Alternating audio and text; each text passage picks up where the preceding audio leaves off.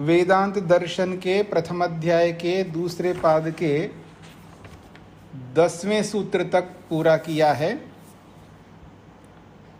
प्रसंग परमपिता परमात्मा ब्रह्म का है, जो कि भोग को लेकर के, संभोग को लेकर के चर्चा चलाई जा रही है। तो अत्ता चराचर ग्रहणात् प्रकरणाच्च, इन सब बातों से स्पष्ट किया है कि परमात्मा भोग या संभोग नहीं करता। तो पीछे के पाठ में किसी को आप में से प्रश्न करना हो तो कर सकते हैं। एक हाथ खड़ा हुआ है, प्रेम कुमार जी, आप पूछिएगा।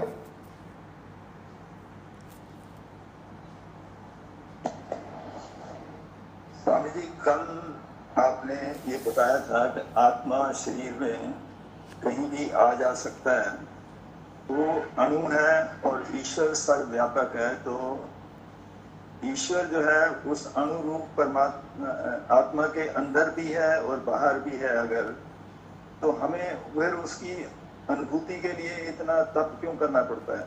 हाँ, जब अंदर बाहर है ही आत्मा के और आत्मा ही अनुभव करने वाला है, तो फिर ये सब कुछ कैसे हमें प्राप्त क्यों नहीं होता? जी जी, बहुत अच्छा प्रश्न किया आपने। इनका प्रश्न है कि परमात्मा सर्वत्र व्याप्त है, तो सब जगह विराजमान है, तो आत्मा में भी है। सर्वव्यापक है तो जीवात्मा में भी है। तो परमात्मा का एक आनंद गुण है जो भी व्याप्त है, यानी परमात्मा के जितने भी गुण हैं वो सर्वत्र व्याप्त है। उसकी शक्ति ले लो, उसका आनंद ले लो, उसकी रक्षा ले लो, उसकी दया ले लो, उसकी कोई भी एक शक्ति या कोई भी एक धर्म या कोई भी एक गुण, किसी भी शब्द से बोल सकते, शक्ति, धर्म, गुण, ये सब व्याप्त हैं। तो ईश्वर का जो आनंद गुण है, जितना ईश्वर है उतने में व्याप्त है। तो अनंत ईश्वर है तो आनंद भी अनंत है, और आनंद भी सब जगह व्याप्त है, तो जीवात्मा में भी व्याप्त है। तो उनका प्रश्न है, जब जीवात्मा में परमात्मा का आनंद व्याप्त है तो हमें इतना मेहनत, इतने पापड़ क्यों बेलना पड़ता है, इतना मेहनत क्यों करना पड़ता है? वो तो स्वयं व्याप्त है, तो आत्मा में भी है, फिर हमें ये सब मेहनत क्यों करना पड़ता है? हाँ, बिल्कुल करना पड़ता है। आत्मा में ईश्वर का आनंद व्याप्त होते हुए भी हमें मेहनत करना पड़ता है, क्योंकि उस आनंद को परमात्मा ने रोके रखा है, वो नहीं देता है हमको। जैसे सर्दी है, भारत में हम लोग रहते हैं, जब सर्दी पड़ती है विंटर की स्थिति में, तो सब लोग घरों में आजकल जो है हीटर लगवा देते हैं। यहाँ की अलग सिस्टम है, विदेशों में अलग सिस्टम है। तो वहाँ पर भी सब कमरों में, टॉयलेट, बाथरूम, जो भी वॉशरूम्स, जहाँ भी जाओ, स्टोर रूम में भी जाओ, तो वहाँ पर भी वो आपको मिलेगा, क्योंकि सेंट्रलाइज्ड होता है पूरा। यहाँ अभी अभी हो रहा है, लेकिन अभी इतना व्याप्त नहीं है। तो अब हीटर लगा दिया हमने, अब उस रूम में जो भी प्रवेश करेगा सबको हीट मिलेगी, गर्मी सबको मिलेगी, क्योंकि वो सब जगह कमरे में व्याप्त है। और उस कमरे में जो भी प्रवेश करेगा सबको हीट मिलेगी, गर्मी मिलेगी। ये थोड़ा उसको पता है कि ये बिल्कुल योगी आदमी अभी कमरे में एंट्री कर रहा है तो इसको हीट मिलना चाहिए, इसको देनी चाहिए, और ये कोई चोर आदमी आया है तो उसको नहीं मिलना चाहिए, उसको हीट नहीं मिले, वो रोक नहीं सकती। ये जो हीट है, गर्मी है या अग्नि है, जो भी आप कहिए, वो जड़ पदार्थ है, उसमें अकल नहीं है, समझ नहीं है, उसमें चेतना नहीं है। उसके दायरे में, उसके रेंज में, उसके क्षेत्र में जो कोई भी आएगा उन सबको वो हीट मिलेगी, वो गर्मी मिलेगी। वो जड़ वस्तु होने के कारण से वो चेतन नहीं है, उसके अंदर ये समझ नहीं है कि किसको देनी चाहिए, किसको नहीं देनी चाहिए। पर परमात्मा तो चेतन है, ज्ञान स्वरूप है, और परमात्मा में अनंत शक्ति भी है, अनंत ज्ञान भी है, सब अनंत है। तो इसलिए परमात्मा न्यायकारी भी साथ में है। और ऐसे मुफ्त में क्यों देगा आपको, मेरे को या किसी को भी?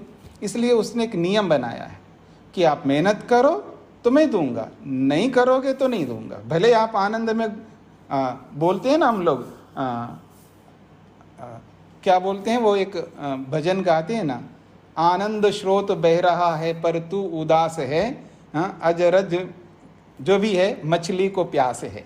ठीक है ना, मेरे को पूरा भजन बीच में नहीं बोलेंगे, दूसरे लोग नहीं बोलेंगे, हाँ जब मैं आपको कहूँगा तभी बोलेंगे ना। आप सब समझ रहे हैं तो बोलने की क्या आवश्यकता है। तो मछली जो है पानी के अंदर है लेकिन फिर भी प्यासी है, ऐसा जैसे बोला जाता है। तो ऐसी हमारी स्थिति है, हम समुद्र के अंदर गोते लगा रहे हैं, यानी आनंद के अंदर गोते लगा रहे हैं। हमारे अंदर बाहर सब जगह आनंद व्याप्त है, फिर भी हमें प्यास है, यानी आनंद की भूख है। इसलिए हम भटकते जा रहे हैं, इधर उधर दौड़ लगा रहे हैं, जहाँ भी सुख मिले, आनंद मिले, वहीं टूट पड़ते हैं हम लोग। इसका मतलब है परमात्मा ने उस आनंद को रोके रखा। इसलिए भले हम आनंद में विराजमान हैं, लेकिन न्यायकारी परमात्मा पुरुषार्थी को ही देता है, अपुरुषार्थी को नहीं देता। प्रेम कुमार जी, स्पष्ट हो गया? स्पष्ट हुआ है जी। लेकिन मुझे ये है कि आत्मा को एक ही स्थान पे जहाँ बैठती है तो वहीं पर ही आनंद मिलता है। कहते हैं धारणा बनाओगे जहाँ पर, वहीं पर ही ईश्वर का आनंद आपको मिलेगा, ईश्वर वहीं पर ही आपको अनुभव होगा। जी। तो धारणा बनाने की क्या इसमें कुछ समझ नहीं आया, धारणा क्यों बनानी पड़ती है? जी, धारणा इसलिए बनानी पड़ती है क्योंकि आज हमारी ये स्थिति है कि हम मन के थ्रू, मन के माध्यम से काम कर रहे हैं, बिना मन के काम नहीं करते हैं। तो मन को एकाग्र करना पड़ता है, मन को स्थिर करना पड़ता है, परमात्मा के साथ में जोड़ना पड़ता है मन को। जब मन स्थिर हो जाएगा तो हमारी आत्मा परमात्मा के साथ कांटेक्ट में आ जाएगा, तब परमात्मा का आनंद हमें मिलेगा। जब तक मन परमात्मा तक नहीं पहुंचाएगा आत्मा को, तब तक आत्मा जो है वो कर नहीं पाता है। उसको साधन चाहिए, क्योंकि समाधि तो लगी नहीं है, समाधि लगी नहीं है, हमारे में इतना सामर्थ्य नहीं है हम बिना मन के परमात्मा के साथ जुड़ सके। जैसे हमें राष्ट्रपति से मिलना है, सीधा कांटेक्ट नहीं हो रहा है राष्ट्रपति से, हम किसी के माध्यम से जा रहे हैं। हमारे रिश्तेदार होता तो हमारा सीधा कांटेक्ट हो जाएगा, लेकिन ऐसा सामर्थ्य हमारे में नहीं है। लेकिन हम चाहते हैं उनसे मिलना, लेकिन किसी न किसी के माध्यम से पहुंच पाएंगे, स्वतः नहीं पहुंच पाएंगे, क्योंकि इतना सामर्थ्य नहीं है। न तो मैं एमपी हूँ, न मंत्री हूँ, ऐसा कुछ है ही नहीं, मैं एक साधारण व्यक्ति हूँ। तो ऐसे व्यक्ति को कोई ना कोई सहारा, माध्यम लेना पड़ता है। ठीक इसी प्रकार से जीवात्मा में इतनी शक्ति नहीं वो सीधा परमात्मा के साथ जुड़ सके, उसको पहले साधन चाहिए। तो वो मन के माध्यम से वहाँ तक पहुँचेंगे। और जैसे हमारी एकाग्रता बन जाती है, जैसे ही मन की जो वृत्तियाँ हैं, मन का जो व्यापार है, मन का जो चिंतन है, विचार है, वो सब रुक जाते हैं, तब हमारी योग्यता बन जाती है। फिर सीधा में आत्मा परमात्मा के साथ जुड़ सकता है। और वो जब तक वो नहीं होगा तब तक मन का सहारा लेना पड़ता है, उसके लिए धारणा बनानी पड़ती है। ठीक है स्वामी जी, स्पष्ट हो गया, धन्यवाद बहुत बहुत। जी जी, हाँ जी। और कोई? अनीता जी बोलिए। हाँ जी आचार्य जी, आपने बताया कि आत्मा स्थान बदलती है, जी तो ये हमें कैसे पता चलेगा आत्मा स्थान बदल रही है, हम उसको किस तरह से अनुभव कर सकते हैं, कौन कौन से स्थानों में रहती है, मतलब बदलती है तो हाँ। मतलब पूरे शरीर में जाती है? हाँ, उसके लिए समाधि लगानी पड़ेगी। अभी तो केवल शब्द प्रमाण से आपको समझना होगा कि सत्यार्थ प्रकाश में भी लिखा है, उपनिषद में भी आता है कि आत्मा स्थान बदलता है। बस इतना ही आपको प्रमाण को स्वीकार करना होगा, और कैसे अनुभव होगा ये तो समाधि लगा करके ही आपको अनुभूति होगी। जी। और जी अच्छा। उसके बाद में बोलिएगा सरस्वती जी।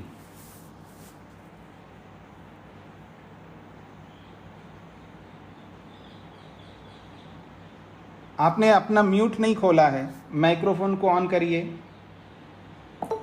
हाँ, नमस्ते स्वामी जी। जी जी स्वामी जी, कल आप बता रहे थे मतलब रस रूप को हम आंख से अनुभव करते हैं और रस जीभ से अनुभव करते हैं, सुख दुख मन से अनुभव करते हैं। तो मतलब ईश्वर का आनंद जो है वो आत्मा से अनुभव करते हैं। जी बिल्कुल। हाँ, जी वही शंका। जी हाँ जी।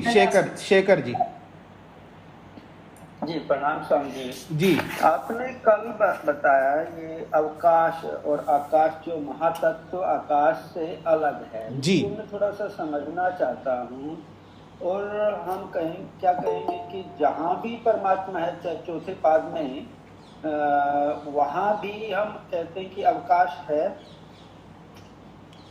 जी, अवकाश का अर्थ है आप यूं सब, अवकाश का मतलब है वस्तु शून्य, यानी जहां कोई वस्तु नहीं है वो उसका नाम है अवकाश।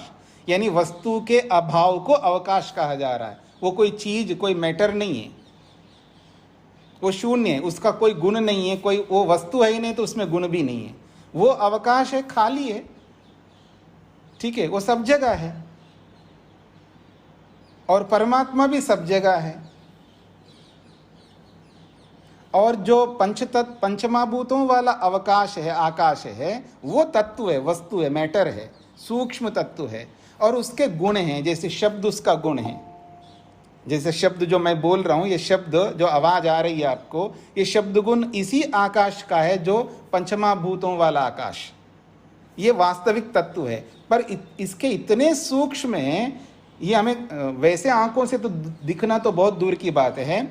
तो जब हम जाते आते हैं तो इसके भी जो सूक्ष्म कण हैं वो हमें स्थान देते हैं आगे बढ़ने के लिए।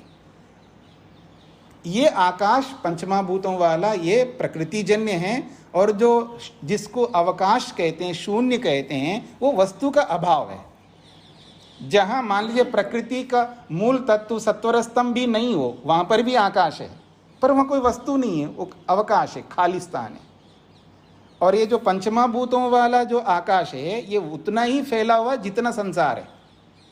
जी जी जी स्वामी जी, धन्यवाद जी। जी। तो अजीत जी, माइक्रोफोन को जल्दी। हाँ जी।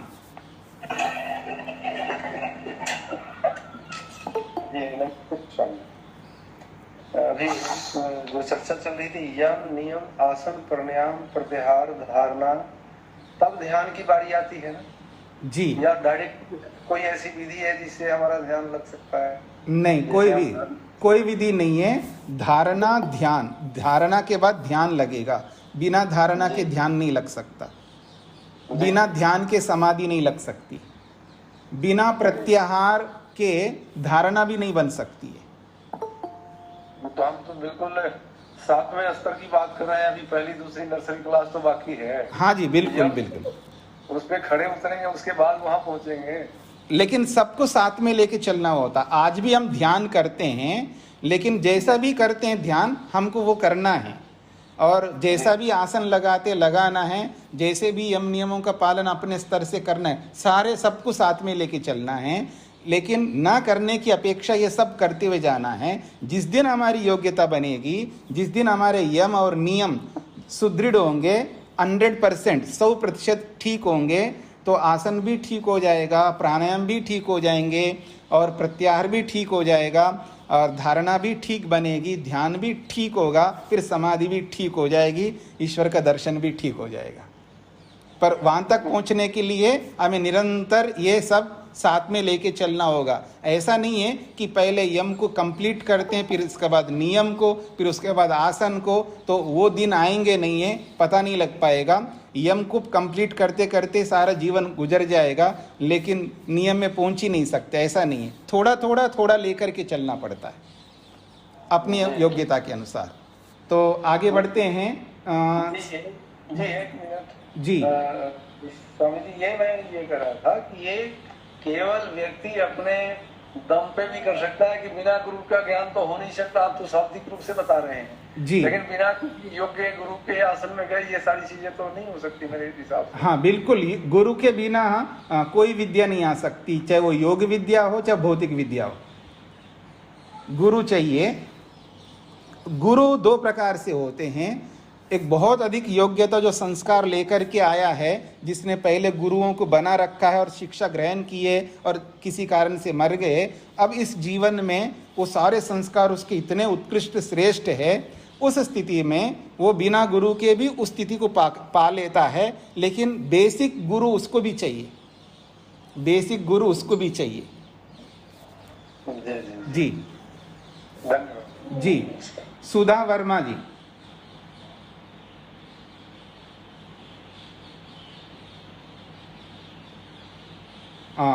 बलदेव जी बोलिए।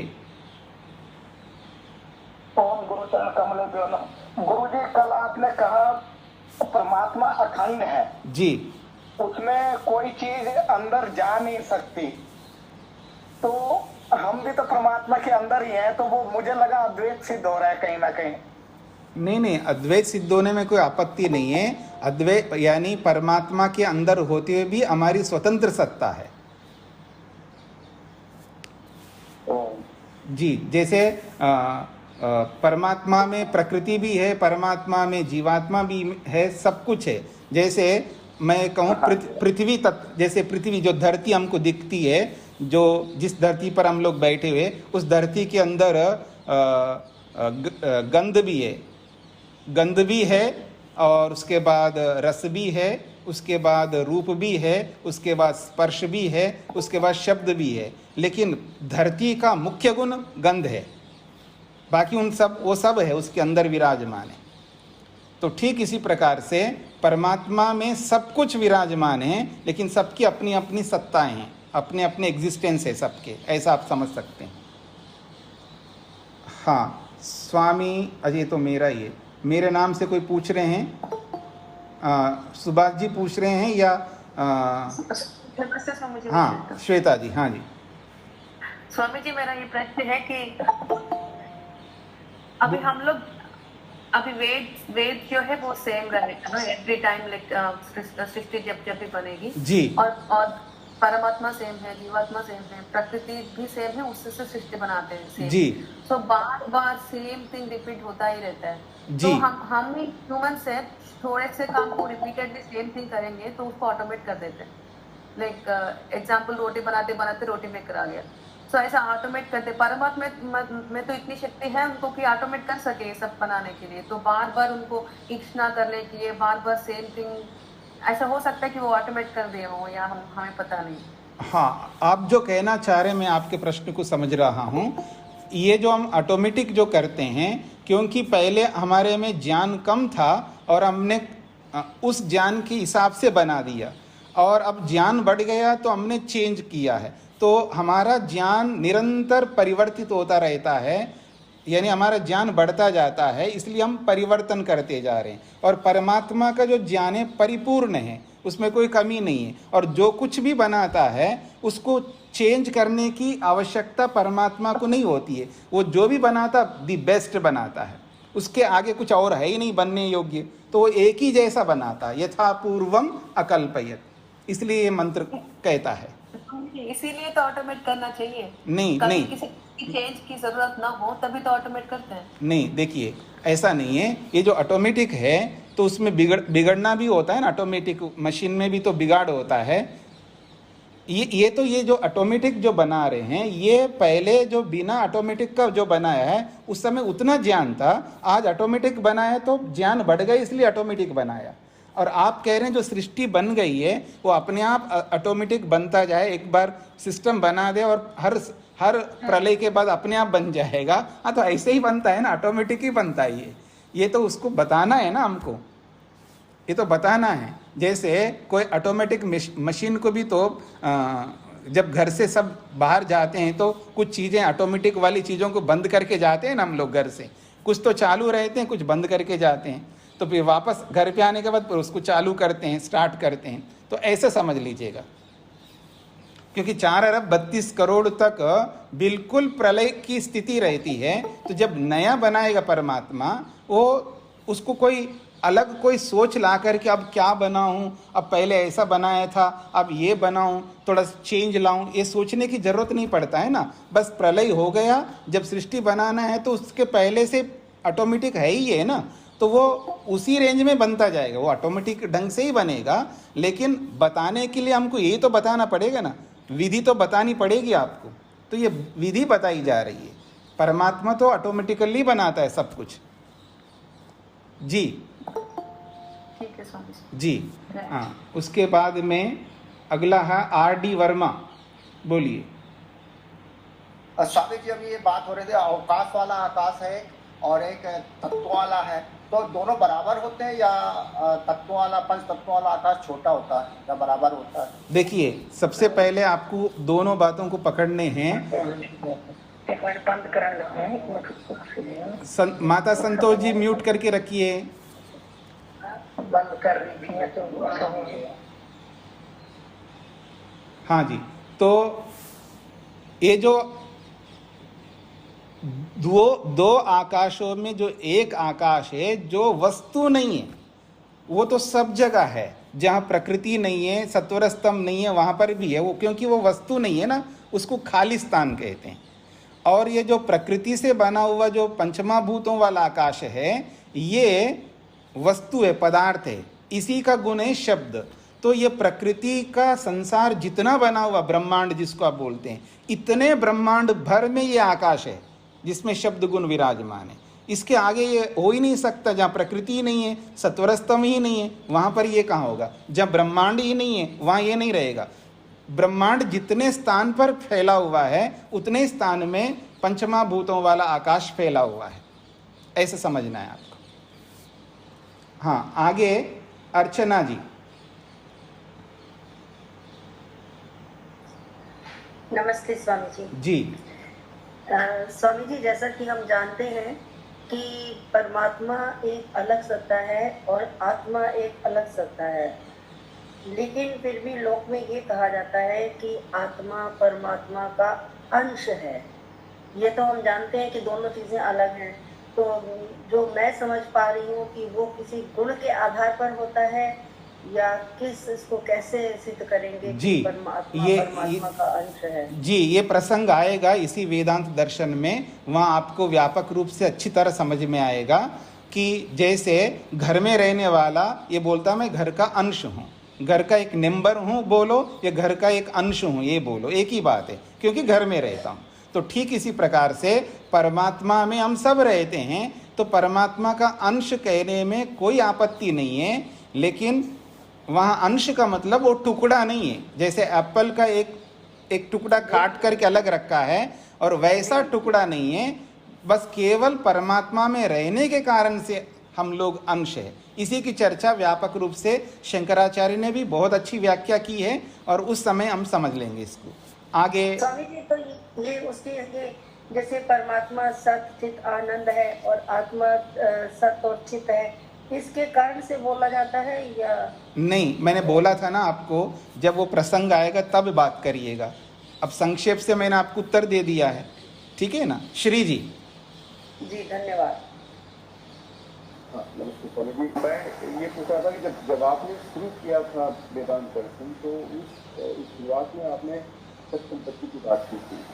आपने समझाया था सत संपत्ति 6 भाग जो थे वो शंकर भाष्य में, उसका कहीं रेफरेंस आएगा बाद में इसमें कि उनको फूल बताया गया था? नहीं, वहाँ प्रसंग में आया था, उसका तो विस्तार तो आप सत्यार्थ प्रकाश में पढ़ सकते हैं। इसमें आएगा नहीं, प्रारंभ में तो केवल उदाहरण देने के लिए वहाँ पर आदि आया था, अलग से आएगा नहीं है, वो आप सत्यार्थ प्रकाश में पढ़ सकते हैं जी, वहीं विस्तार है। बलदेव जी देखिए, प्रश्न आप लोग कुछ लोग तो ठीक जो पीछे पाठ हुआ है उसी को लेकर के कर रहे हैं, कुछ लोग बिल्कुल हट कर के प्रश्न कर रहे हैं। कृपया पाठ से संबंधित ही प्रश्न करिएगा। हाँ जी बलदेव जी।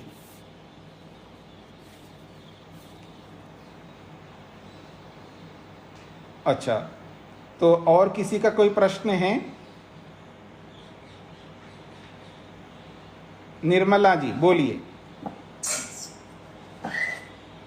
म्यूट खोलिए। हाँ जी नमस्ते जी जी। कल आप बोल रहे थे कि मृत्यु जो है लोगों को 101 प्रकार से होते हैं जी, मरण को धारण करते हैं जी। वैसे जी कि इसमें कौन सा अच्छा है जो व्यक्ति को माने कौन सा ऐसा मृत्यु है मरण है जो अच्छा हो? हाँ जी जी, बिल्कुल अच्छी बात पूछी आपने, ये बात पूछने योग्य है। ठीक है ना, आदमी देखिए मरने की बात पूछता है तो हमें बड़ी खुशी मिलती है, ताकि इससे विवेक होता है व्यक्ति को। तो मृत्यु जो है 101 प्रकार से होते हैं, मृत्यु जो हो रही है 101 प्रकार, उनमें से केवल आयुर्वेद ने एक ही प्रकार को नेचुरल माना है, स्वाभाविक माना है। बाकी जो 100 प्रकार की जो मृत्यु है वो अननेचुरल है, अस्वाभाविक है। कोई हार्ट अटैक से मर गया, कोई लीवर खराब से, कोई किसी से, कोई एक्सीडेंट से, ऐसे अलग अलग ढंग से मरते हैं। तो आयुर्वेद ने 100 प्रकार ऐसे बताए हैं जो मरने के, वो सब एक्सीडेंटल लिए, अस्वाभाविक रूप से। और एक मृत्यु है केवल जो स्वाभाविक से। वो क्या है स्वाभाविक? शरीर जो है जर्जर होता जाता है, बूढ़ा होता जाता है, धीरे धीरे धीरे दिखना कम होता जाता है, सुनना कम हो जाता है, शरीर सूखता जाता है और धीरे धीरे धीरे खाट पकड़ लेता है। उम्र हो गई, वैसे किसी बीमारी के कारण से नहीं बोल रहा हूँ, जो उम्र होती जा रही है, 90 साल का हो गया, 95 साल का हो गया, 99 का हो गया, ऐसी स्थिति में उसका शरीर आप देखेंगे वो सूखता जाता है, सुनाई देना कम, दिखाई देना कम, ऐसे सभी शक्तियाँ कम होती जाती है। फिर खाट ही उसका घर बन जाता है। तो खाट में वो विराजमान होता है तो सारी दुनिया उसकी खाट हो जाती है, यानी जो भी पलंग, जो भी जिस पर हम लेटते हैं, और उसी में उसका खाना पीना सब कुछ वहीं पर हो रहा होता है। और धीरे धीरे फिर उसमें भी खाना पीना भी कम होता जाता है। फिर वो खाना पीना कम करके फिर वो लिक्विड फॉर्म में चला जाता है। फिर धीरे धीरे धीरे वो खाना बंद कर देता है। जब खाना बंद कर देता है तो कुछ दिन के बाद अपने आप शरीर छूट जाता है। इसको कहते हैं नेचुरल डेथ, स्वाभाविक मृत्यु। और ऐसी मृत्यु सबसे क्या है, एक ही तो दो ही प्रकार है, एक अननेचुरल एक नेचुरल। तो ये बेटर है जो स्वाभाविक रूप से मरना, और हम सबको स्वाभाविक रूप से मरना चाहिए। आप में से कई लोग बोला करते हैं बीच बीच में कि ये भगवान मेरे को ऐसे चलते फिरते खाते पीते और उछलते कूदते मेरे को उठा के ले जाना, मैं ऐसी मृत्यु मरना नहीं चाहता, दिखाई देना कम हो गया है, शरीर जर्जर हो गया है। वो बोलते हैं जिनको जानकारी की कमी होती है, ऐसा बोलते हैं। क्योंकि अगर चलते फिरते ऐसे मर जाएंगे ना तो समझ लेना कि ये जो शरीर मिला है 100 साल के लिए, और 50 साल में, 60 साल में, 70 साल में मर गए आदमी, तो 30 साल का जो फल है बचा हुआ हमारा, वो आगे भोगना पड़ेगा इकट्ठा, तब आपको समझ में आएगा। मतलब मैं एक बात बोलूं, खीर खाओ तो खीर खा रहे हैं, बढ़िया खीर बनाई माँ ने और बहुत अच्छी क्वालिटी का सब कुछ है, लेकिन एक स्पून से खाते हैं ना हम लोग, चम्मच से, एक चम्मच खाया बड़ा अच्छा आनंद लग रहा है, दूसरा चम्मच, तीसरा चम्मच, और 10वें चम्मच में एक कंकर आ गया और दांतों के बीच में खट आवाज आई है, तो अच्छा तो नहीं लगेगा। वो अच्छा ना लगना ही दुख है। और तो चल जाएगा, जितनी हरियाणा पंजाब का व्यक्ति हो जो शौकीन हो खीर खाने वाला, और आधा किलो खीर खा गया और एक बार कंकर आ गया, चलेगा। और हर स्पून में कंकर आ जाए तो वो नहीं खाएगा। वो कितनी अच्छी बनी हो, नहीं खाएगा। इसका ये मतलब है कि जो फल है हमको जो प्राप्त हो रहा है इस शरीर में, पूरा भोग लो, सारा भोग लो, ताकि आगे जब जाएंगे तो ये बचेगा ही नहीं है, तो इकट्ठा भोगना ना पड़ेगा। दुख मिले तो थोड़ा थोड़ा मिले ना, एक साथ मिले तो आप संभाल नहीं पाएंगे। तो भगवान ने बहुत अच्छी व्यवस्था की है, इसलिए 100 साल जियो। हाँ, भगवान से प्रार्थना करो और मेहनत करो। जीवे म शरदाशतम जो हम लोग बोलते हैं, तो इसका केवल बोलना ही नहीं है, क्रियात्मक रूप से भी शरीर को वैसा बनाए रखो, मेंटेन करो शरीर को। जैसे सेलिब्रिटी लोग जो सिनी फील्ड में लोग मेंटेन करते हैं ना पैसे के लिए, वो लोग पैसे के लिए करते हैं, आप और हम मुक्ति के लिए, मोक्ष के लिए या अगले अच्छे शरीर के लिए करें हम लोग। और हम लोग शरीर पर ध्यान ही नहीं दे रहे हैं, देना चाहिए। वो पैसे के लिए करते हैं, तो ज़्यादा कीमती जो है अगला जीवन अच्छा हो या मुक्ति अच्छा मिले, उसके लिए उनसे ज़्यादा मेहनत करना चाहिए हम लोगों को, शरीर को स्वस्थ रखने के लिए। उल्टा हो गया, हम तो बिल्कुल मेहनत नहीं कर रहे हैं और वो लोग बहुत ज़्यादा मेहनत कर रहे हैं। ये मृत्यु की बात आपके सामने रखी है जी। तो सबके प्रश्न हो गए हैं, तो हम आगे बढ़े, क्लास प्रारंभ करते हैं। तो देखिएगा जी, गुरुजी ऋषि दयानंद की मृत्यु सामान्य थी, वो उनको विष दिया गया था। वो सामान्य नहीं था ना, वो सामान्य नहीं था, वो अननेचुरल डेथ था जी। हाँ जी, तो आगे बढ़ते हैं जी। प्रसंग जो चल रहा है ब्रह्म का, गुहाम प्रविष्टौ आत्मानौ ही तद्दर्शनात्, 11वां सूत्र है। 10वें सूत्र का अर्थ हो गए ना जी। गुहाम प्रविष्टौ आत्मानौ ही तद्दर्शनात्। प्रसंग जो चल रहा है, आत्मा और परमात्मा एक ही स्थान पर रहते हैं दोनों। तो दोनों एक स्थान पर रहते हैं तो भोग की प्राप्ति हो जाएगी परमात्मा को, तो उसका खंडन कर दिया है। अब एक दूसरी बात कही जा रही है जो विशेष बात है। प्रमाण में दोनों एक साथ रहते हैं ये तो बोला है, लेकिन वो दोनों कौन एक साथ रहते हैं ये नहीं बोला। प्रश्न को समझने का प्रयत्न करिएगा। दोनों साथ रहते हैं, जब आप श्लोक पढ़ेंगे तो आपको समझ में आएगा कि वहाँ आता है गुहाम प्रविष्टौ, गुफा में दो लोग विराजमान है, हृदय में दोनों साथ में रहते हैं। अब वो दोनों कौन कौन हैं ये नहीं बोला गया है, तो इसलिए प्रश्न उपस्थित हो सकता है कि वो दोनों कौन कौन है। उसका समाधान, प्रश्न और समाधान एक ही सूत्र में दिए जा रहे हैं। गुहाम प्रविष्टौ आत्मानो ही तद्दर्शनात्। गुहाम का मतलब है हृदय, हृदय में प्रविष्टौ, प्रविष्ट हैं। गुहाम सप्तमी विभक्ति, ठीक है जी।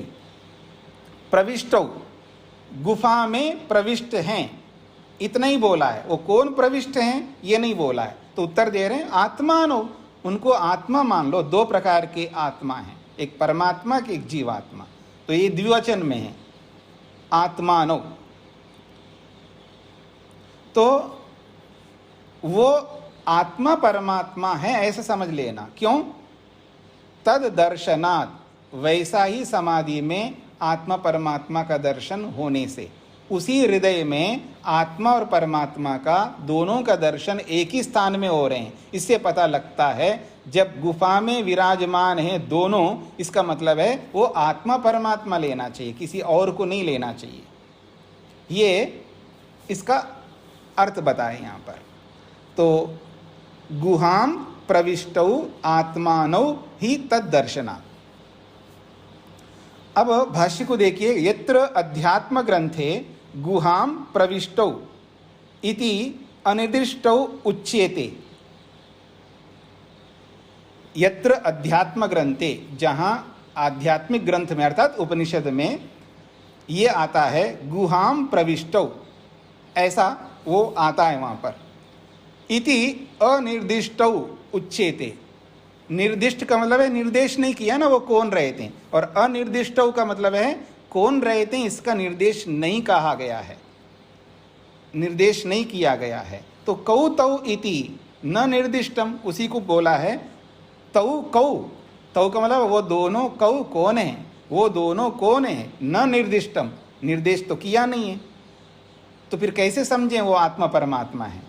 तो उत्तर दे रहे हैं, तो एतादृशौ, वो ये दो प्रकार के जो गुफा में विराजमान हैं उनको आप क्या मानो? आत्मानो, आत्मा मानो। और वो कौन कौन आत्मा है? जीवात्मा परमात्मानो खलु विज्ञेयो, उनको जीव और परमात्मा ऐसा समझ लेना चाहिए। ये उत्तर दे दिया है। तद यथा, जैसे कि आप श्लोक को देखेंगे, ऋतम पिबंतौ सुकृतस्य लोके गुहाम प्रविष्टौ परमे परार्धे, ये कठोपनिषद का वचन है। तो वचन ये कहता है ऋतम पिबंतौ, ऋतम का अर्थ होता है सत्य,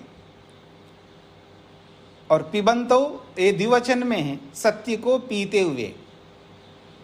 शाब्दिक अर्थ है ऋत को पीते हुए, यानी सत्य को पीते हुए। सुकृतस्य लोके, सुकृत का अर्थ होता है पुण्य लोक, सुकृत का मतलब पुण्य और लोके का मतलब लोक। तो इस पुण्य लोक में सत्य का पान करते हुए गुहाम प्रविष्टो, गुफा में विराजमान रहते हैं। गुफा का मतलब हृदय। तो शब्द का शाब्दिक अर्थ ये हो गया है, सत्य का पान करते हुए पुण्यलोक में वो दोनों हृदय में विराजमान रहते हैं। और वो हृदय कैसा है? परमे परार्धे, वो सर्वोत्कृष्ट स्थान है इन आत्माओं को रहने के लिए। परम का मतलब है उत्कृष्ट और परार्ध का मतलब है हृदय। ऐसा स्थान, परार्ध का अर्थ होता है बहुत उत्कृष्ट श्रेष्ठ स्थान है। मुक्ति को भी परार्ध शब्द से बोला जाता है क्योंकि सर्वश्रेष्ठ स्थान है। और आत्मा परमात्मा का मिलन जहाँ होता है, आत्मा परमात्मा का साक्षात्कार दर्शन जहाँ होता है, उसको भी परार्ध कहते हैं। तो कहते हैं परमे परार्धे, वो सर्वोत्कृष्ट हृदय रूपी स्थान है, उसमें ये दोनों प्रविष्ट रहते हैं, ये बोला है। पर ये दोनों कौन है ये नहीं बोला है प्रमाण में। कुतो अत्र जीवात्मा परमात्मानो, इनको जीवात्मा परमात्मा कैसे माने हम लोग, ये तो नहीं बोला है यहाँ पर। प्रमाण में तो केवल दोनों हृदय में विराजमान होते हैं ये बोला है। वो मन भी तो हो सकता है ना, जीवात्मा और मन भी, क्योंकि मन भी जीवात्मा के साथ ही रहता है, बुद्धि भी जीवात्मा के साथ ही रहती है, अहंकार भी जीवात्मा के साथ ही रहता है। तो मन और आत्मा को भी ले सकते, वो भी दोनों हैं। बुद्धि और आत्मा को भी ले सकते हैं, महतत्व रूपी बुद्धि, वो भी दोनों हैं।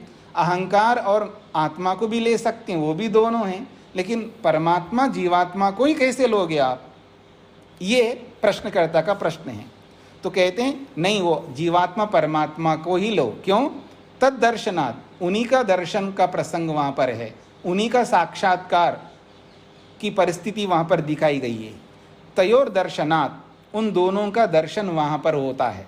तत्र हृद गुहायाम अध्यात्म योगेन अनुभवनात्, तत्र उस स्थान पर जो कि हृद गुहायाम, तत्र का मतलब है हृदय रूपी गुफा में। हृदय रूपी गुफा में दर्शन कैसा होता है? तो कहा अध्यात्म योगेन। अध्यात्म योग का अर्थ होता है समाधि योग से। समाधि पूर्वक जब योग में समाधि जब लगाई जाती है तो उस समाधि को अध्यात्म शब्द से यहाँ पर बोला है। तो अध्यात्म योगेन का अर्थ है समाधि योग से उस हृदय रूपी गुफा में अनुभवनात्, आत्मा परमात्मा का अनुभव होने से। तथा अन्यत्र अध्यात्म ग्रंथेषु च, और अलग स्थानों में भी यही कहा गया है। अन्यत्र अध्यात्म ग्रंथेषु च पठनात्, इस प्रमाण से अलग प्रमाण। अन्यत्र ग्रंथ का मतलब है वो समान ग्रंथ भी हो सकता है, दूसरे ग्रंथ भी हो सकता है।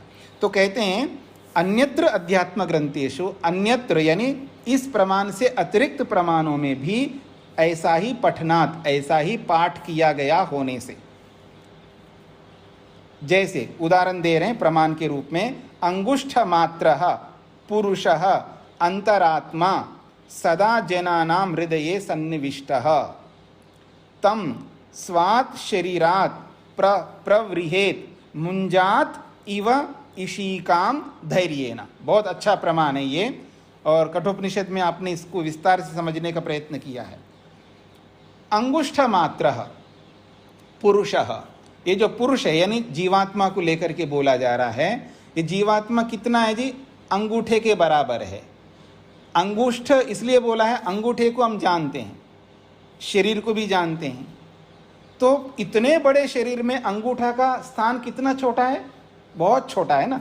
मतलब 6 फुट का कोई व्यक्ति हो, 6 फीट का व्यक्ति हो, 6.5 फीट का हो, उसके लिए ये अंगूठा बहुत छोटा सा है ना।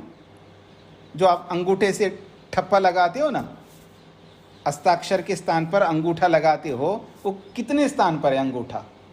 बहुत छोटे से स्थान पे। और 6-6.5 फीट का इतना बड़ा शरीर है। इतने बड़े शरीर के सामने अंगूठा बहुत छोटा है, सूक्ष्म है, बस ये दिखाना चाह रहे हैं। तो इस संपूर्ण शरीर में मानो अंगूठे के बराबर है, अर्थात बहुत सूक्ष्म है आत्मा। कौन है वो? पुरुष है। और अंतरात्मा, और बहुत अंदर रहता है। सदा जनानाम हृदय सन्निविष्टा, और जनानाम समस्त जन, जन का मतलब है प्राणी, इन प्राणियों के हृदय में सन्निविष्टा, प्राणियों के हृदय में विराजमान होता है। कौन? आत्मा। तम, ऐसी उस आत्मा को स्वात् शरीरात प्रवृहेत, उसको इस शरीर से बाहर निकालो। क्यों रखते हो इस शरीर में आत्मा को? मत रखो। ये मुक्ति को ध्यान में रख करके बोला जा रहा है, कोई सुसाइड को ध्यान में रख करके नहीं बोला जा रहा है। कोई आप सोचने लगे कि भाई सुसाइड कर लो, नहीं, ये मुक्ति में जाने वाले की बात को ध्यान में रख करके बोला जा रहा है। कहते हैं जो बहुत सूक्ष्म आत्मा है इस इतने बड़े शरीर में, ऐसे सूक्ष्म आत्मा कहाँ रहता है? हृदय रूपी गुफा में रहता है। तम, उस हृदय रूपी गुफा में रहने वाले उस आत्मा को स्वात् शरीरात, अपने ही शरीर से प्रवृहेत, उसको बाहर निकालो, इस शरीर से बाहर निकालो। अपने आप हम निकलते हैं जब मुक्ति में जाते हैं ना, अपनी इच्छा से निकलते हैं जी। और कैसे निकालो इसको? तो एक उदाहरण से समझाया जा रहा है। उदाहरण को थोड़ा समझने का प्रयत्न करिएगा। वो कहते हैं मुंजात इवा इशिकाम धैर्येन। मूंज होता है ना, मूंज, और उस मूंज को जब निकाला जाता है तो उस मूंज के बीच में कांटे होते हैं, नुकीले, बहुत तीक्ष्ण होते हैं। उन कांटों को निकालना टेढ़ा काम है, मतलब बहुत धैर्य रखना पड़ता है। मूंज में से जो कांटे निकालना हो तो उसके लिए बड़ा धैर्य रखना पड़ता है। तो कहते हैं जैसे धैर्य से, बड़े धैर्य से मूंज में से इशिकाम, कांटों को निकाला जाता है, ठीक इसी प्रकार से इस शरीर में से आत्मा को निकाला जाता है धैर्य से। इसलिए मैं बार बार बोलता हूँ ना आप लोगों को, धैर्य रखो, धैर्य रखो, धीर बनो। क्योंकि आप सभी उपनिषदों में आप पढ़ चुके हैं कि परमात्मा को कौन प्राप्त कर सकता है? जो धैर्य रखता है। एक क्वालिटी बताए, और भी क्वालिटीज हैं, उनमें से धैर्य एक बहुत बड़ी क्वालिटी है, याद रखना, बहुत बड़ी विशेषता है। यदि पति, पत्नी, माता, पिता, भाई, बहन, मित्र, गुरु, विद्यार्थी सब धैर्य रखे ना, धैर्य, तो समझ लेना कि सारी जो जितनी भी समस्या है ना, उनका एक बहुत बड़ा समाधान हो सकता है। और जितने भी झगड़े होते हैं ना, उन सब का समाधान हो सकता है। धैर्य बहुत बड़ा गुण है। तो अपने शरीर से आत्मा को निकालना है धैर्य से, सहन शक्ति से, तपस्या से, सत्य से, न्याय से, धर्म से, निष्काम से, ऐसे जितने भी गुण बता रहा हूं मैं, ये सारे गुण हैं जो इनके माध्यम से आराम से हम अपनी आत्मा को इस शरीर से निकाल के फिर मुक्ति में चले जाते हैं। ये बात आ रही है। तो यहाँ पर क्या बोला गया है? हृदय में आत्मा रहता है, ये बात कही गई। एक और उदाहरण दे रहे हैं, एषा में आत्मा अंतर हृदये। एषा, यह जो मैं, मेरा आत्मा, जो मेरा जो आत्मा है, अंतर हृदये, हृदय के अंदर रहता है। ये प्रमाण एक ऐसा दिया इन्होंने, ब्रह्म मुनि जी ने। इसी प्रमाण को पीछे जीवात्मा के लिए भी आप दे सकते हो, परमात्मा के लिए भी दे सकते हो, दोनों एक साथ रहते, इसलिए आत्मपरक यहाँ पर लिया है। तो ऐशा में आत्मा, ये जो मेरा आत्मा है, ये अंतः हृदय, ये हृदय के अंदर रहता है। ये भी जीवात्मा के लिए दिया इन्होंने।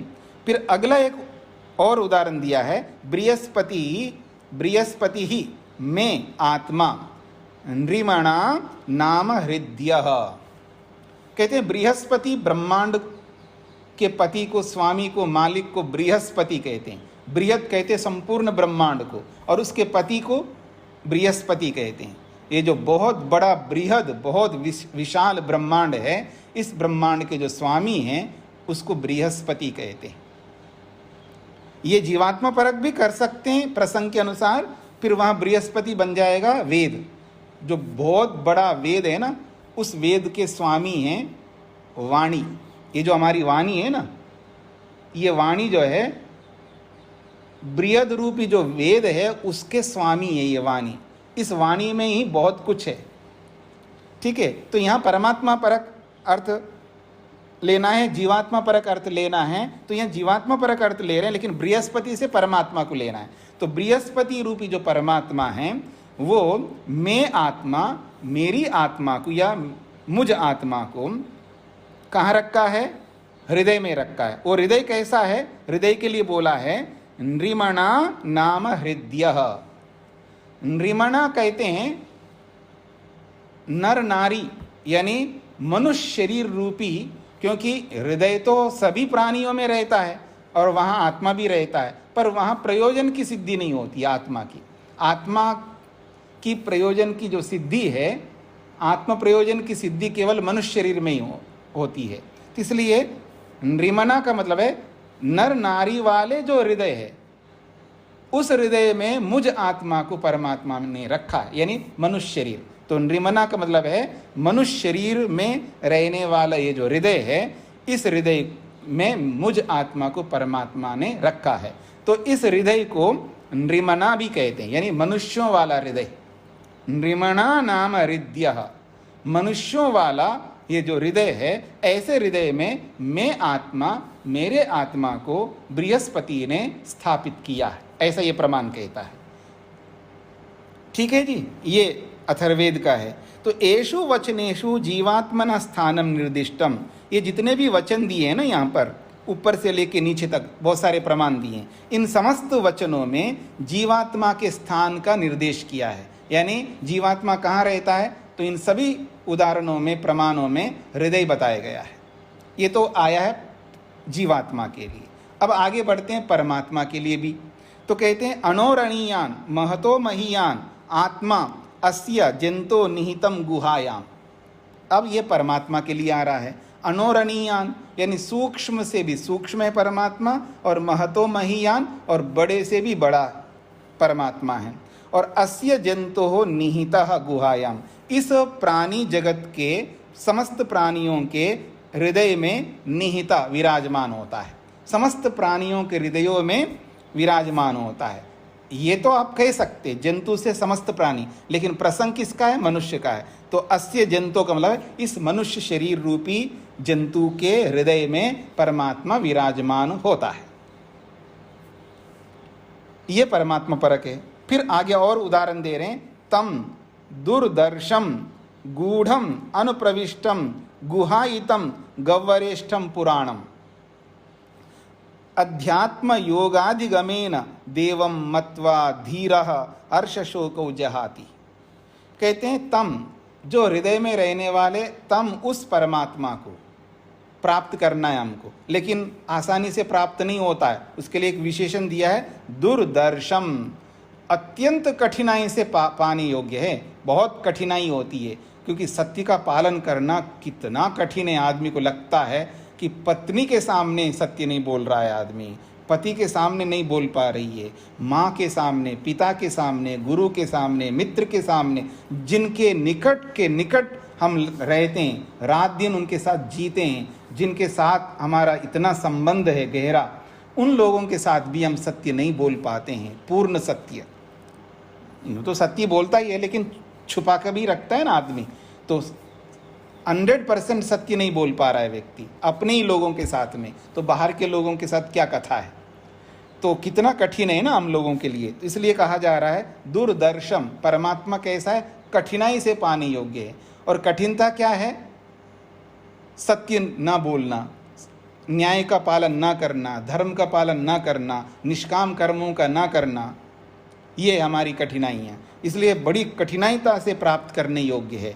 और गूढ़म अनुप्रविष्टम, और गूढ़म वो छुपे हुए हैं, और प्रविष्टम यानी शरीर के अंदर सूक्ष्म से सूक्ष्म तत्व में भी प्रविष्ट है, गूढ़ भी है और सबके अंदर प्रविष्ट है।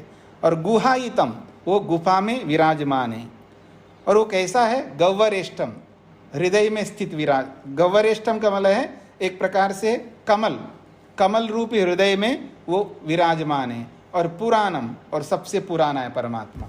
सबसे पुराना का मतलब है ज्ञान के रूप में, ज्ञान की अनुभूति करने में सबसे पुराना है। सबसे पहले अनुभूति परमात्मा को ही होती है, वो स्वतः अनुभव करता है परमात्मा। हम लोग परतः अनुभव करते हैं, अर्थात परमात्मा के सहयोग से हम अपने आप को अनुभव करते हैं। मैं हूँ, मैं एक आत्मतत्व हूँ, मेरा एग्जिस्टेंस है, मेरा अस्तित्व है, ये अनुभूति हम बिना परमात्मा के सहयोग से नहीं कर सकते। अगर परमात्मा संसार नहीं बनाता, शरीर नहीं देता, तो हम पड़े रहते हैं और अनंत काल तक ऐसे पड़े रहते हैं, चेतन होकर के भी अपनी चेतनता का अनुभव नहीं कर सकेंगे।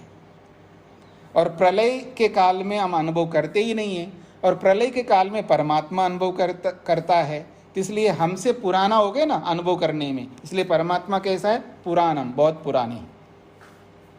अध्यात्म योगादिगमेन, हाँ, ऐसे उस परमात्मा को अध्यात्म योग के माध्यम से, अर्थात समाधि रूपी योग के माध्यम से उसको प्राप्त किया जाता है। और वो कौन है? देव है। ऐसे उस देव दिव्य गुणों से युक्त परमात्मा को मत्वा, मनन करके, उसका विचार करके, उसका मंथन करके, उसका ध्यान करके, धीराह, देखो दोबारा आया धीर, धैर्य रखने वाला व्यक्ति, समझ लिया उसने। मत्वा का मतलब है उसको पा लिया, समझ लिया, समाधि लगा लिया है, तब जाकर के जो धीर व्यक्ति है, जब तक शरीर में रहता है तब तक हर्ष शोको जहाती, अब हर्ष और शोक को वो त्याग कर देता है। अब मेरी ओर देखिएगा, हर्ष शोको जहाती का मतलब है सुख आता है तो भी ऐसे एक्साइटमेंट नहीं आता उसके अंदर। जैसे मान लो कोई बहुत बड़ा धन हाथ लग गया, आपको सस्ता कुछ और मिल गया, मतलब अनहोनी जो भी बहुत अच्छे अर्थ में, राइट वे में बोल रहा हूँ, आपको कुछ उपलब्धियाँ, बड़ी बड़ी उपलब्धियाँ मिलती है ना, आप उसको संभाल नहीं पाते, उसको सहन नहीं कर पाते। इसलिए जब तपस्या की जाती है, उस तपस्या में एक बात कही जाती है, चाहे वो मान हो या अपमान हो, सहन करो। अपमान को तो सहन करना है, लेकिन सम्मान को भी सहन करना। आदमी सम्मान को बिल्कुल सहन नहीं कर सकता, कर ही नहीं सकता। कभी कभी ऐसा लगता है अपमान को थोड़ा बहुत सहन तो करता है, लेकिन सम्मान को तो बिल्कुल नहीं सहन कर सकता।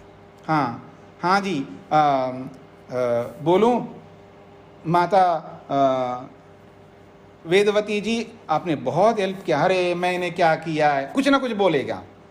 माता वेदवती जी हो या चाहे आप मधु जी हो, चाहे वो सरस्वती जी हो, चाहे कोई भी, जो भी मेरे को नाम दिखाई दे रहे हैं, अगर कोई आदमी कुछ भी बोलेंगे ना, आपने बड़ी सेवा की, अरे क्या मैंने क्या सेवा की, कुछ ना कुछ आप रिएक्ट होंगे। आप सहन ही नहीं कर सकते जब आपका सम्मान होता है। तो कहा जा रहा है चाहे हर्ष का विषय हो, सम्मान हो या सुख मिले या कुछ भी मिले भौतिक दृष्टि से, उनको भी सहन करना होता है, उनको पी जाना होता है। जैसे शिव जो है विष को पीता है, इसी तरह सम्मान को। और जब सम्मान को जो व्यक्ति पी जाता है, सहन करता है, वही व्यक्ति एक्चुअल में, वास्तव में अपमान को पी जाएगा, अन्यथा नहीं पी सकता। अगर कोई अपमान को सहन नहीं कर पा रहा है, इसका सीधा अर्थ है वो सम्मान को सहन नहीं कर रहा था, इसलिए अपमान को सहन नहीं कर पा रहा है। तो वो व्यक्ति चाहे खुशी का हो या दुख का हो, इन सब को सहन करता है। और सामान्य स्थिति में समत्वम योग उच्यते, जो गीता में आपने पढ़ा, वो सम रहता है, हर्ष में भी और दुख में। हर्ष का मतलब सुख है और शोक का मतलब दुख है। चाहे सुख हो या दुख हो, दोनों स्थिति में समान रहता है। यानी वो सुख दुख को ध्यान ही नहीं देता है, ठीक है शरीर के लिए है ऐसा मान करके चलता है। उसमें सुख और दुख को जहाती का मतलब छोड़ देता है, ऐसा लिखा है। छोड़ देता का मतलब है वो सुख नहीं लेता ऐसा नहीं है, वो दुख नहीं लेता ऐसा नहीं है। सुख मिल रहा है तो आपको लेना ही पड़ेगा, दुख मिल रहा है तो आपको लेना पड़ेगा, आप छोड़ नहीं सकते। लेकिन उसको वो सहन करता है, उसमें अपने मन को नहीं लगाता, सुख में राग पैदा नहीं करता, सुख दुख को छोड़ता है, इसका अर्थ बता रहा हूं, समझने का प्रयत्न करिएगा, बहुत महत्वपूर्ण बिंदु है ये। सुख दुख को छोड़ देता का मतलब कोई ये सोचे कि कई बार अतिवादी होता है ना जी, हाँ जी भोजन कैसा लगा जी, हाँ जी बस मैंने खा लिया है, अजी कैसे लगा, बड़ा अच्छा लगा, रुचिकरक लगा, नहीं बस मेरे को तो पेट में डालना था, बस जैसा भी खा लिया, मैंने ध्यान नहीं दिया। ये सब झूठ बोलता है अथवा ना समझ के कारण से ऐसा बोलता है, दोनों में से एक बात है। भले आदमी खा रहा है तो उसको रस का पता लगेगा, सुख का पता लगेगा, अच्छा है तो अच्छा लगेगा, बुरा है तो बुरा लगेगा, क्यों नहीं पता लगता है, खा रहा है आदमी। लेकिन अतिवादी बनता है वो, मतलब वास्तविकता को न समझना अथवा अविद्या में रहना, दोनों में से एक होता है। नहीं जी बस खा लिया, बस पेट भर लिया, ऐसे इधर उधर की बात करने लगता है। ऐसा नहीं, जैसा वैसा बोलो, अगर अच्छा लग रहा है तो बहुत अच्छा है बोलो, और खराब है तो भी बोलो जी खराब है जी, अच्छा नहीं लगा जी, ये भी बोलो। वो सामने वाला क्या समझेगा, अगर वो आपके निकट का है तो उसको बोल दो, जिसको आप पहचानते नहीं हैं, अगर आप उसको नहीं बोलना चाहते हैं तो ऐसा है जी खा लिया ठीक है, उसको सत्य बोलो या तो मौन रहो, उत्तर ना दो तो भी चलेगा, और बोलना है तो सत्य बोलो, झूठ नहीं बोल सकते आप। खराब लग रहा है, नमक ज़्यादा है तो भी अजी बहुत बढ़िया जी, क्या कहना जी, ऐसे नहीं बोलना है, नहीं तो सारा असत्य बनता जाएगा, हमारे गलत कर्म बनते जाएंगे। ये जो व्यवहार है, व्यवहार में जी ऐसा करना पड़ता है, इसको अगर ये व्यवहार है आपका, यानी झूठ को सत्य बना करके बोलना है, फिर वो सत्य व्यवहार कौन सा होगा फिर, ठीक है ना। तो या तो बोलो नहीं, या सामने वाले को कहो जी जैसा भाई मैं वैसा बताऊंगा, तो आपको वो बोलेगा तो सामने से यही बोलेगा, अंदर से उसको गिल्टी हो सकता है और कुछ मान सकता है, नहीं तो चुप रहे जी ठीक है जी कोई बात नहीं, बस मैंने खा लिया है, अब कैसा लगा क्या लगा उसका क्या लेना है, कोई बात नहीं, उसको छोड़ दीजिएगा, आपने भोजन खिला है, बहुत बहुत धन्यवाद, जो भी बोलना बोलो। अगर नहीं वो खुरेद करके आपसे पूछे, नहीं बताओ जी आपको कैसा लगा, तो बोलो, अधिक है तो अधिक बोलो, सही है तो सही बोलो, जैसा वैसा बोलो, सत्य बोलो। तो सुख और दुख को हम छोड़ नहीं सकते, क्या कर सकते हैं, उसको सहन कर सकते हैं। ये है अर्श शोको जहाती का मतलब। ये नहीं है कि सुख ही ना लेना है, आदमी खा रहा है और अतिवादी क्या बोलता है, अजय मैं सुख नहीं लेता हूँ, ऐसे कैसे हो सकता है। अब भगवान से भी बढ़कर है, भगवान भी नहीं कर सकता ऐसा, मतलब वस्तु का धर्म आपको मिल रहा हो और उसको आप छोड़ दे, ऐसा कैसे होगा, आपके अंदर गया है उस वस्तु का धर्म, हाँ, तो उसको आप निकाल नहीं सकते, आपको लेना ही पड़ेगा। आप ना ले ऐसा कोई सिस्टम ही नहीं बना हुआ है कि वस्तु के धर्म आपको मिले और उसकी अनुभूति ना हो, आपको होंगे। सुख है तो सुख की अनुभूति होगी, दुख है तो दुख की अनुभूति होगी। जो भी रस आप पहचानते हो, बहुत सारे रस होते हैं, सबको आप नहीं पहचानते हो, एक अलग बात है, वो तो ज्ञान का अभाव के कारण से आपको पता नहीं लग रहा है, लेकिन जहाँ ज्ञान है वहाँ जरूर पता लगेगा और उसका अनुभव भी होगा, और उस अनुभूति को आप झुटला नहीं सकते। उस अनुभूति को हमें सहन करना होता है, चाहे वो सुख हो या दुख हो। वो सहन क्या है, जब सुख मिल रहा होता है उसमें राग उत्पन्न करता है व्यक्ति, और जब दुख मिल रहा होता है उसमें द्वेष उत्पन्न करता है। ये राग और द्वेष उत्पन्न ना करना ही सुख दुख का त्याग करना है। हर्ष शोको जहाति का ये अर्थ है। ऐसा आपको गंभीरता से इसको समझना है, और समझ करके इस पर मंथन करिए, मनन करिएगा और व्यवहार में समझने का प्रयत्न करिएगा। अगर आपको फिर भी मेरी बातें समझ में नहीं आ रही है तो इन्हीं बातों को लेकर के आपको पूछना है कल प्रश्न। इसको यहीं पर विराम देते हैं। ये बहुत महत्वपूर्ण बिंदु है जो ये बोला गया है यहाँ पर कि तम दुर्दर्शम गूढ़म अनुप्रविष्टम गुहाहितम गव्वरेष्ठम पुराणम अध्यात्म योगादिगमेन देवम मत्वा धीरः हर्ष शोकौ जहाति। हर्ष और शोक यानी सुख और दुख को वो त्याग करता है। त्याग का क्या अभिप्राय है वो मैंने आपके सामने रख दिया है। ओम का उच्चारण। Oh